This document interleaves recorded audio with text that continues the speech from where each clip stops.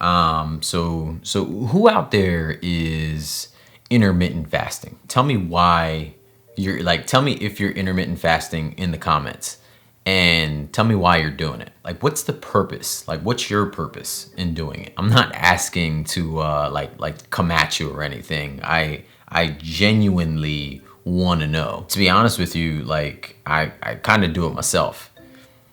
A lot of the time it's not on purpose, but I do it myself. I'm the type of person that when I wake up, like everything in the world is on my mind. So this right here, this doesn't always happen. In the morning, you know, I'm just going through the motions. 10:30, 11 o'clock hits, and suddenly, you know, you start listening a little closely, and my stomach sounds like them zombies from I Am Legend. And you know, I'm just at work, talking to my stomach, right there in private. No! Yes. No! Yes. No! Yep. So days like this, yeah, like right here, this is a good day.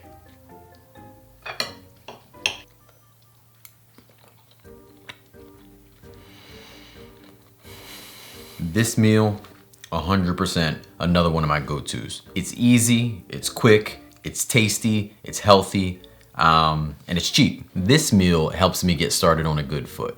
You know, I get some good fruit, and personally, it helps me avoid the like flour and wheat just throughout the course of the day. Now, I'm not gluten-free, but I gotta say, I do feel much better when I'm feeding my gut just less complex foods to break down. I mean, just think about it. If I have toast for breakfast, a sandwich for lunch, and then pasta for dinner,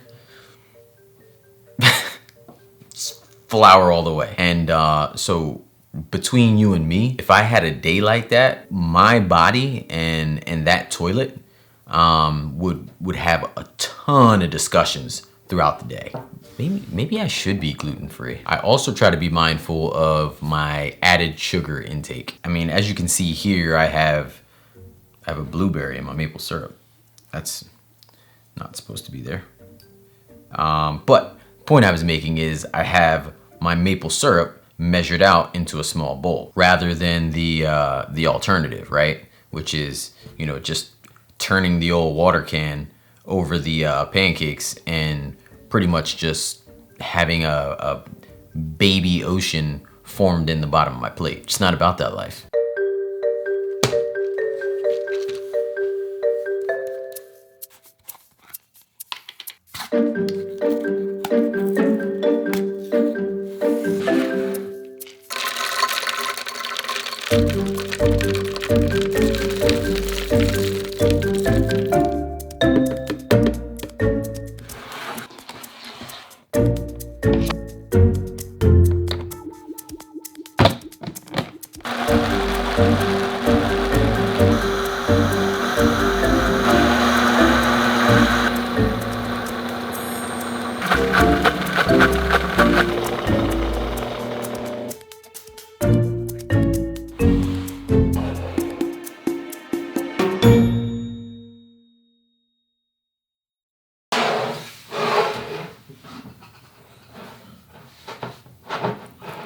I know what you're thinking. Did this smooth criminal, long-bearded, plant-based brother just show me how to make peanut butter out of just peanuts? Why, yes, I did. And let me tell you why. You are paying way too much for peanut butter. Way too much. Your general 16-ounce jar of peanut butter can cost you about $4. This right here, about 18 ounces, probably a little bit more, $1.79. Also, you're eating more than just peanuts in your peanut butter. This jar had one ingredient in it. You've seen it, just peanuts, literally. Have you ever looked at the ingredient list on a normal jar of peanut butter? Why? And lastly, with this bad boy, my contribution to zero waste is impeccable. When this is done, it's like my blender is my pharmacist. I go right up to it and I'm like, I need a refill. So what do I do with peanut butter for lunch? You mean other than eating it by the spoonful? I'll make smoothies, or maybe the classic PB&J. Or you saw me before with one of my breakfasts. I'll have my breakfast for lunch and make overnight oats. But really the hero of both of my meals was a Vitamix. So that should tell you something. If you don't have one, then go get one. If you can't afford one, then I would say save for it. That's what I did. I saved for my Vitamix for like 2 years, and then I spent the money on something else. But that's besides the point. I still ended up getting a Vitamix, but you know what I mean, right? This looks so good. And I'm dead serious. This is a life hack right here that I'm sharing with you, like right in this moment. Look up how to reduce stress. Number 1, 8 hours of sleep. Number 2, eat healthy. Number 3, buy a Vitamix.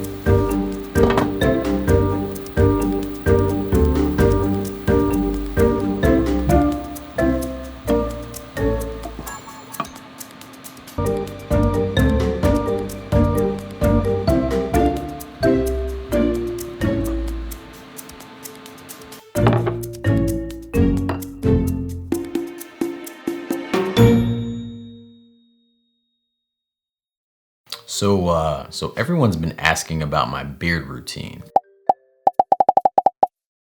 So let me show you what I use, and we'll talk about it. Pickles, whipped cream, orange juice, salsa, liquid smoke. So this is it. This is so this is my this is my beard routine.